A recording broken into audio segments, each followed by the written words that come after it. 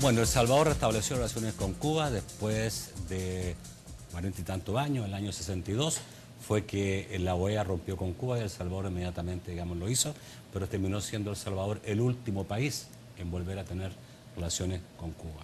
Este es un hecho, digamos, sin duda, digamos, cierto, importante, la primera acción tomada por la Cancillería, la nueva Cancillería salvadoreña, y ustedes han dicho, digamos, que es la reparación de un hecho, de un hecho histórico, ¿no? Sí.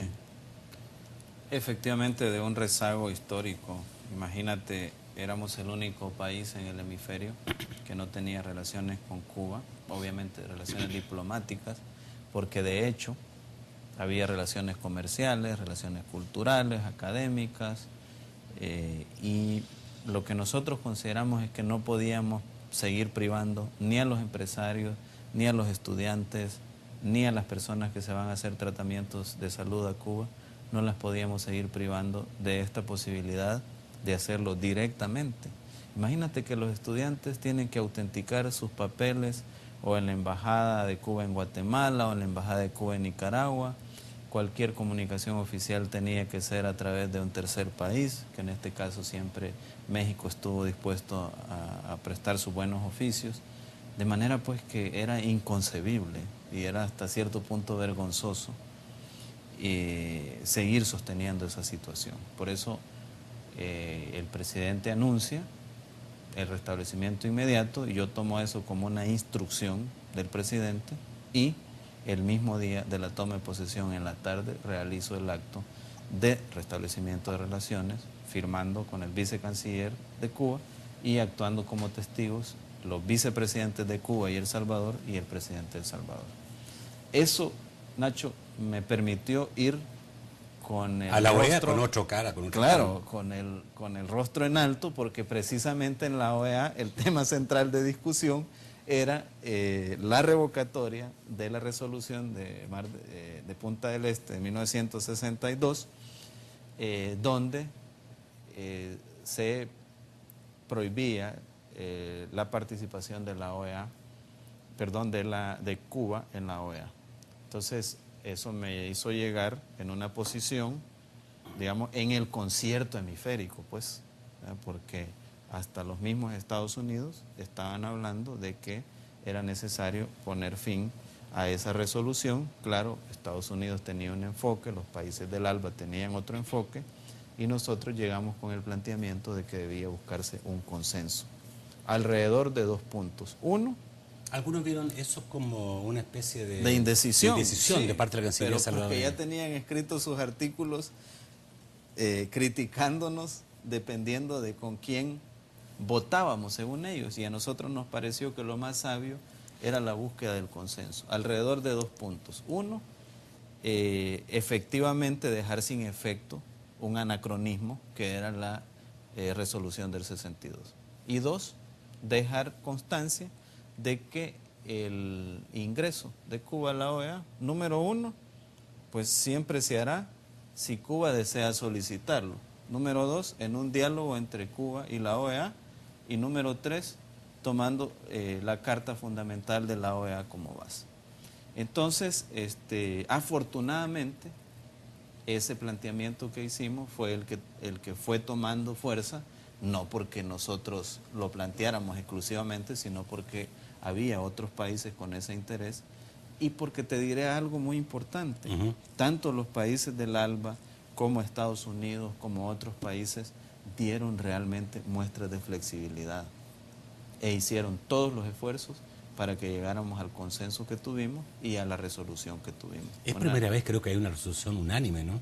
Sí, y además es una resolución histórica, porque prácticamente después de casi 50 años, ¿ya?, se resuelve este anacronismo y esto coloca, fíjate, El Salvador a la altura de los tiempos, porque restablecemos relaciones y asistimos a una asamblea donde también se toma una decisión al respecto. Y con el plus, ¿verdad?, de que afortunadamente por lo menos 2 de las 4 sesiones plenarias de la Asamblea General me correspondió presidir. ¿Y eso por qué? O sea, bienvenida y vamos adelante, ¿no? Sí, o sea, imagínate, Yo llego el día Dice que martes. estaban recién cambiando la página de El Salvador con la foto del nuevo canciller y ya te tocó presidir Exactamente. la Asamblea General. Exactamente, y fue un gran honor y traté de hacerlo lo mejor posible para poner en alto al país. Yo me hubiera puesto nervioso, o sea, espera, si hubiera sido, digamos, a las 2 semanas después te creo, pero la primera, digamos, y ahí dirigir un organismo que no tenés por qué conocer todavía, digamos, cierto, ni dominar, no debe ser tan fácil. Y lo hiciste bien, dicen. Mira, pues hay que tener la confianza en Dios y también en la limitada experiencia que uno puede haber tenido en el campo internacional, y afortunadamente las cosas salieron bien. Yo estaba muy sorprendido porque los cancilleres de diferentes países estaban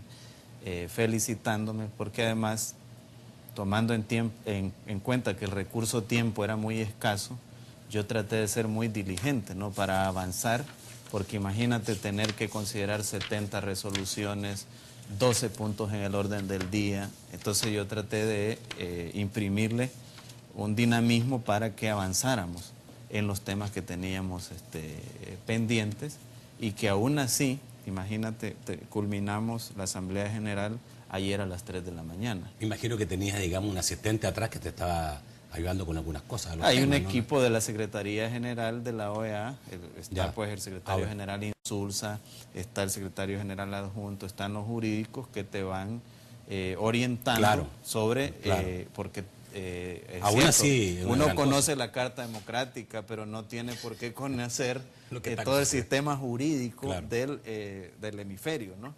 Pero fue una experiencia muy importante, eso sirvió para darnos a conocer más rápidamente, y tuvimos pues afortunadamente buenos conceptos de diferentes representantes. En la misma ocasión aprovechaste de encontrar aliados, buscar aliados para que El Salvador siga presidiendo el Comité Jurídico de la OEA, ¿no?, que ha estado en manos de Elizabeth Villalta, una destacadísima funcionaria de la OEA, con muchos años, digamos, mucho prestigio a nivel latinoamericano, para que ella pueda seguir estando en el Comité Jurídico.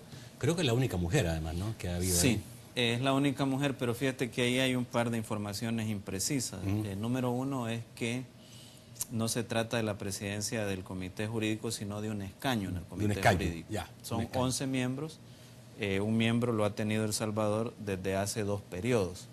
Y el gobierno, que ha sido Elizabeth Villalta. Y el gobierno saliente hizo una gestión desde hace más de un año para contar con los votos para esta elección, y en el momento que nosotros llegamos, para ser honestos, eso ya estaban avanzados, ya se tenían los votos, y lo que se desarrolló fue la votación. De todas maneras es importante mencionar, Nacho, que ¿ya se hizo la votación? Sí, pero el mismo día de ayer que yo regresé, me encontré con que había inconformidad por parte de las organizaciones de derechos humanos, ya que cuando menos la licenciada Villalta ha participado como representante del Estado salvadoreño en juicios muy difíciles, como el juicio sobre el asesinato de Monseñor Romero, el juicio sobre las hermanitas Serrano, y en este punto que es tan sensitivo, yo decidí de inmediato el día de ayer apersonarme primero a una de las organizaciones miembros de este consorcio o grupo de ONGs, para pedirles pues cuál era la información que tenían y por qué planteaban la inconformidad. Ellos me dieron alguna información, ahora sostuve una reunión con las diferentes organizaciones de derechos humanos, porque fíjate, Nacho, que para nosotros el tema de las víctimas y de las familiares de las víctimas del conflicto armado es algo casi sagrado. Nosotros le tenemos un gran respeto porque es gente que sufrió mucho. De manera pues que nosotros decidimos con el señor presidente la noche de ayer hablar con todas estas organizaciones, escuchar su punto de vista, escuchar los elementos de prueba que tienen, pero también, como en un debido proceso, escuchar a la licenciada Elizabeth Villalta, su punto de vista, y cuando tengamos todo eso, vamos a tomar una decisión. ¿Se retiró la candidatura? ¿No se ha retirado la candidatura? No, en este momento no se ha retirado, pero dependiendo de estas pláticas ahora, que tengamos, se ella tomará es una purista, decisión. ella no es, digamos, cierto, una política. Exactamente. Por lo tanto, ¿cómo se le va, o sea, tú puedes llegar a condenar a lo mejor lo que hizo un gobierno o una cancillería, pero no necesariamente la técnica en este caso. Sí, ¿no? lo que pasa es que este es un tema muy sensitivo, Nacho, y algunos víctimas y familiares de víctimas se sienten hasta cierto punto agraviados. Y nosotros creemos que se les debe escuchar, se les debe atender, también se debe escuchar a la licenciada Villalta, y en eso hemos estado.